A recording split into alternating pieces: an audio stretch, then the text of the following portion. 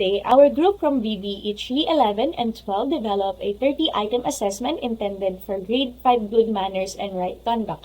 This test is anchored on the adapted learning competencies from quarter 1 to quarter 4, ensuring that each questions align with the required skills and values expected of learners at this level. The test covers essential topics and GMRC, including actions that shows valuing one's life, understanding changes in oneself, love and responsibilities within the family, strengthening one's faith, respect for others and the elderly, appreciation of Filipino culture, and caring for the environment. Since GMRC involves not only knowledge but also attitudes and behavior, we use selected response test formats such as multiple choice, binary choice, matching type, and completion type. All items are scenario-based, focusing on real-life situation and encouraging learners to answer how and why, allowing us to measure not only factual knowledge but also moral reasoning, decision-making, and values application. Through this approach, our test becomes more meaningful and reflective of authentic values formation. For the planning stage, we began by assessing specific items to each pair in the group. Every pair was responsible for a particular quarter in test format. We reviewed all the competencies and ensured that each topic had a corresponding item following the guidelines. One competency equals one test item.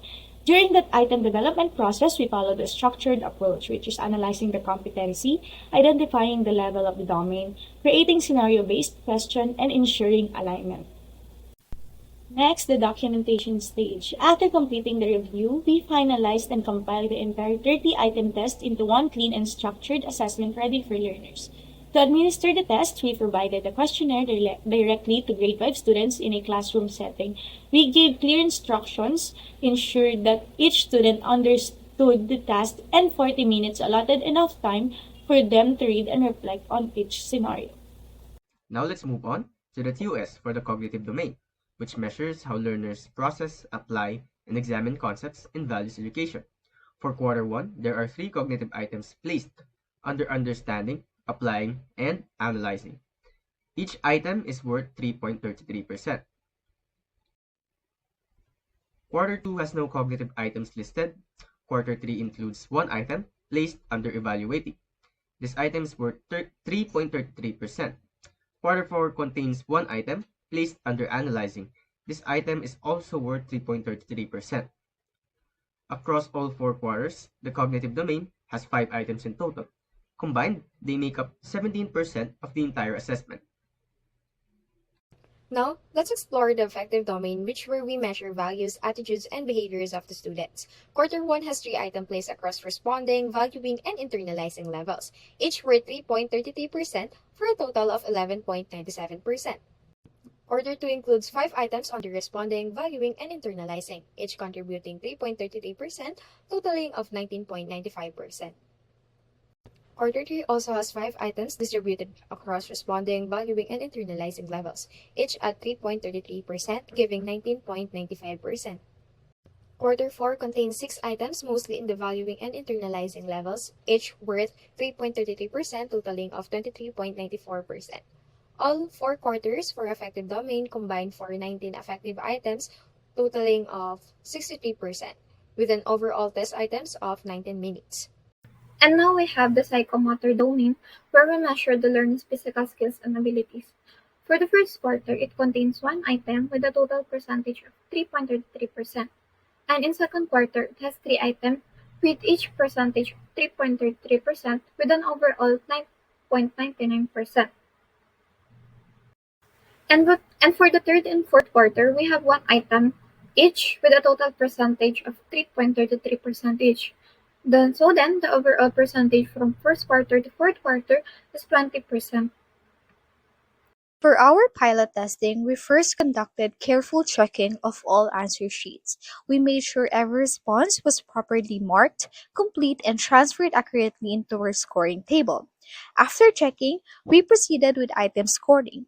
Each item was scored as 1 for a correct answer and 0 for an incorrect or blank answer. As shown in our table, once all 30 items were scored for each student, we computed their total score and grouped them into upper and lower groups based on performance.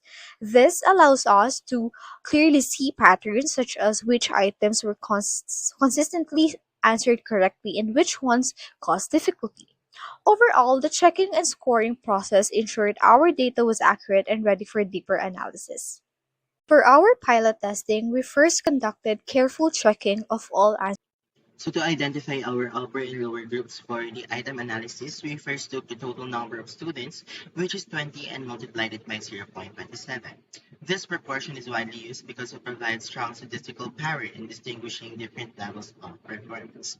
From this calculation, we identified 5 students who belong to the upper group and another 5 students who form the lower group. The upper group recorded the high scores ranging from 30 to 28, while the lower group showed comparatively lower results with scores of 25, 22, and 19.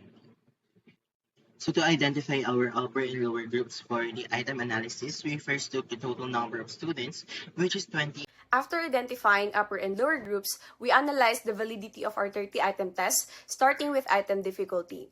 For upper group, there were 5 correct responses for items 1 to 28 and 3 correct responses for items 29 to 30. For lower group, correct responses varied across the items, with higher scores concentrated in items 2 to 4, 6 to 8, 10 to 11, and 13 to 22, and very low to 0 scores in items 29 to 30. Using this data, we computed item difficulty by dividing the total correct answers of both groups by the total number of students in the upper and lower groups, which is 10. Based on the results, 8 items were classified as right difficult, while 22 were easy. Next, for item discrimination, we subtracted the correct responses of the lower group from those in the upper group and divided the result by the group size of 5. This showed that 10 items were discriminating and 20 were non-discriminating. Lastly, for the decision, items 1 to 4, 6 to 8, and 10 to 22 need revision because they are easy and non-discriminating. Item 9 also needs revision because it is easy, even though it discriminates. Item 5 and 23 to 30 can be retained because they are difficult and discriminating. In total, we retained 9 items and marked 21 items for revision. For the reliability checking, we use the KR20 or the Kader-Richardson Formula 20. So in this formula, all greater than 0.5 is identified as accepted or reliable. So in our part, it is showed that it is a total of 0.83, which means our test is accepted as it is greater than 0.5. So going through the whole process of creating our 30-item test, starting from the TOS, crafting items, scoring responses, and analyzing their difficulty and discrimination, made us realize how much intentional thinking goes into every assessment decision.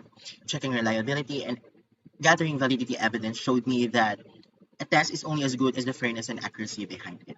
This experience didn't just train me technically, it reminded us that sound assessment is a responsibility, and the way we design tests can either limit students or support them. And we want to choose the latter. We learned valuable lessons while creating test items and during our pilot testing with grade 5 students from Commonwealth Elementary School because we observed that these students show strong comprehension skills. Furthermore, their quick responses allowed us to understand which parts of the items were engaging and which direction needed simplification for broader use. Overall, we realized the importance of creating items that are both challenging and accessible, ensuring that the test remains effective in supporting student learning.